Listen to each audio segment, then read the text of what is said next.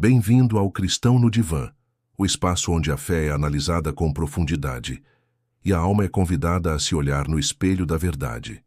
Hoje, quero te conduzir por uma reflexão que poucos ousam encarar de frente, mas que é urgente para todo aquele que leva Deus a sério. Vamos falar sobre as pequenas mentiras que silenciosamente vão minando a nossa fé, corroendo o relacionamento com o Criador e nos afastando do propósito divino. São mentiras disfarçadas de boas intenções, justificativas sutis que soam inofensivas, mas que abrem brechas espirituais profundas.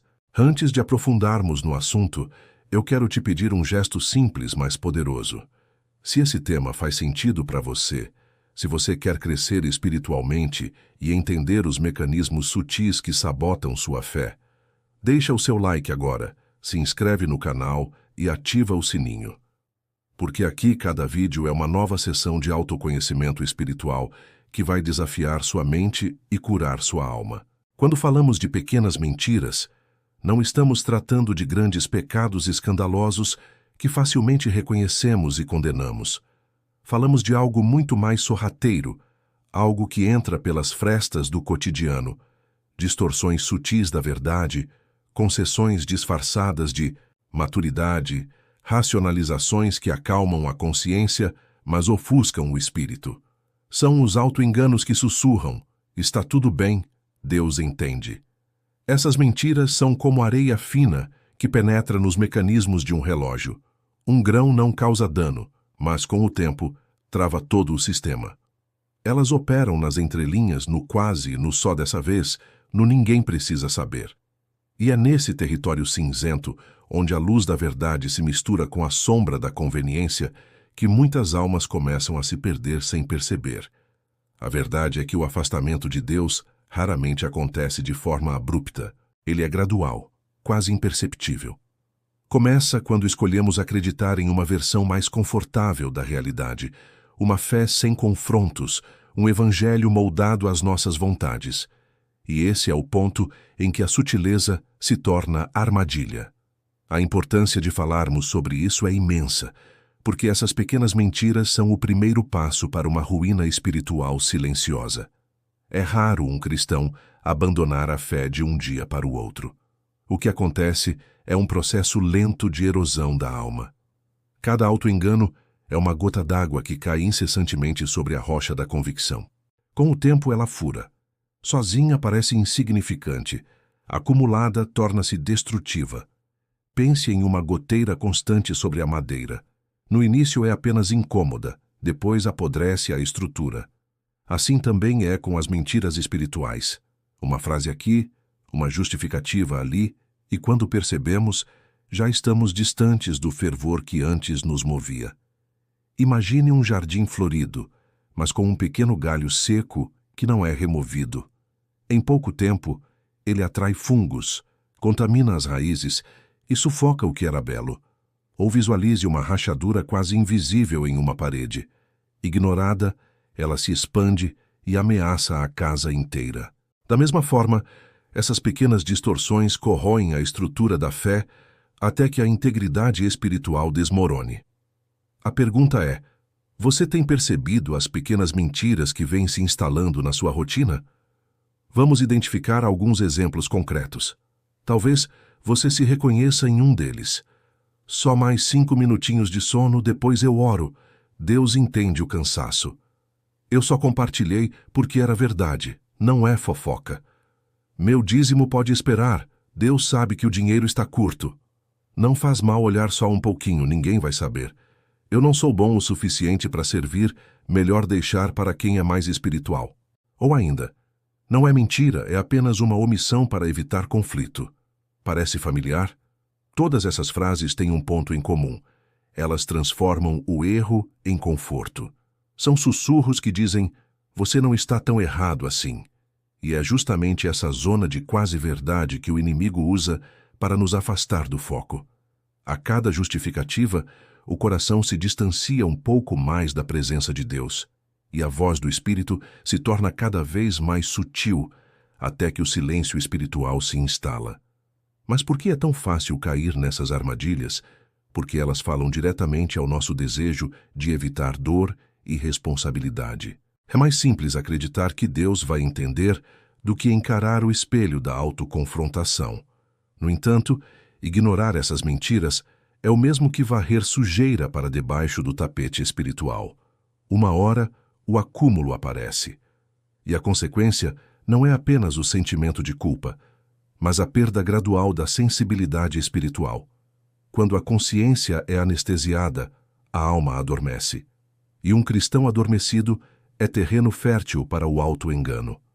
Vamos desmascarar alguns mitos que mantêm essas mentiras vivas dentro de nós. O primeiro é a ideia de que pequena mentira não é pecado. Isso é uma distorção perigosa. A Bíblia nunca fez distinção entre mentiras grandes e pequenas. Mentira é mentira. Jesus disse: seja o vosso falar sim, sim, não, não. E ponto. O segundo engano é acreditar que Deus não se importa com detalhes. Mas Deus é o Deus dos detalhes. Ele se importa com a motivação do coração, com a palavra dita em segredo, com a intenção que precede o gesto. O terceiro mito é o pensamento de que, se ninguém souber, está tudo bem. O problema nunca foi o olhar dos outros, mas o olhar de Deus sobre nós. O pecado não é o que os homens veem, mas o que contamina o invisível. O caráter, o íntimo, o sagrado. Outro erro é pensar: depois eu me acerto com Deus. Essa é uma das maiores armadilhas espirituais. Ela cria um ciclo de arrependimento superficial, onde o pecado é tratado como algo temporário, não como algo a ser vencido. Cada vez que adiamos a confissão, o coração endurece um pouco mais e a mentira se torna parte da nossa identidade. A batalha entre verdade e mentira não acontece em grandes eventos morais, mas nos bastidores da alma, nas pequenas decisões diárias. É quando você escolhe entre orar ou se distrair, entre dizer a verdade ou preservar sua imagem, entre obedecer à palavra ou seguir a própria vontade. É aí, no microcosmo do cotidiano, que a fé é testada e o caráter é lapidado. E é nesse terreno íntimo que o inimigo mais atua, porque ele sabe que a queda nunca começa com um abismo, mas com um desnível quase imperceptível. A boa notícia é que a graça de Deus não apenas revela, mas também restaura. Quando trazemos à luz as pequenas mentiras, a verdade tem poder de cura. A restauração começa com vigilância. Precisamos nos observar com honestidade. Pergunte a si mesmo: o que estou dizendo para justificar o que Deus já disse para abandonar? A autoconfrontação não é castigo, é libertação. Segundo, pratique a confissão imediata. Não permita que o pecado se acomode. A confissão limpa, reorganiza e fortalece. Ela impede o acúmulo. Terceiro, mergulhe na palavra. A Bíblia não é um livro antigo, é um espelho espiritual. Ela mostra quem realmente somos e o que precisamos mudar. Memorize versículos que te lembrem da verdade quando a mentira quiser se disfarçar de razão. Quarto, viva em comunidade. Isolamento é o território favorito do engano. Quando você se cerca de pessoas maduras na fé, elas te ajudam a ver o que você sozinho não enxerga. Por último, ore por discernimento e coragem. Peça a Deus que revele as áreas escondidas e te dê força para enfrentar aquilo que você preferiria ignorar. A oração não muda apenas as circunstâncias, muda a perspectiva. Deus não quer perfeição inatingível.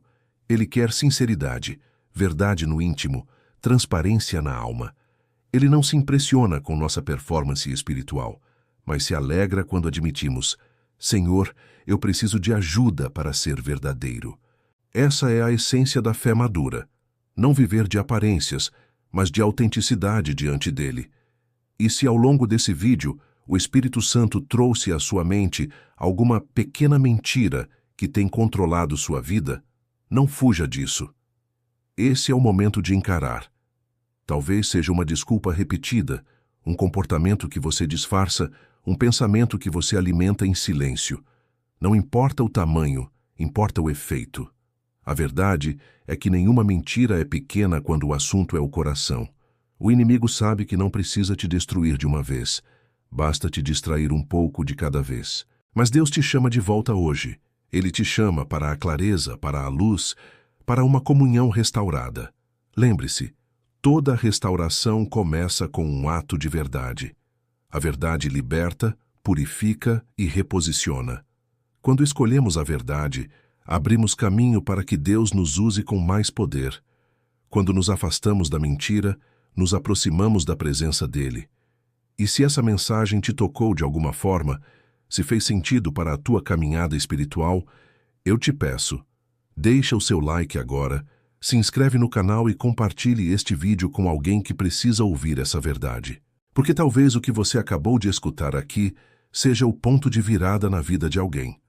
No próximo vídeo, vamos continuar essa jornada de autoconhecimento espiritual e desafios, onde cada reflexão é um convite para se aproximar ainda mais do coração de Deus.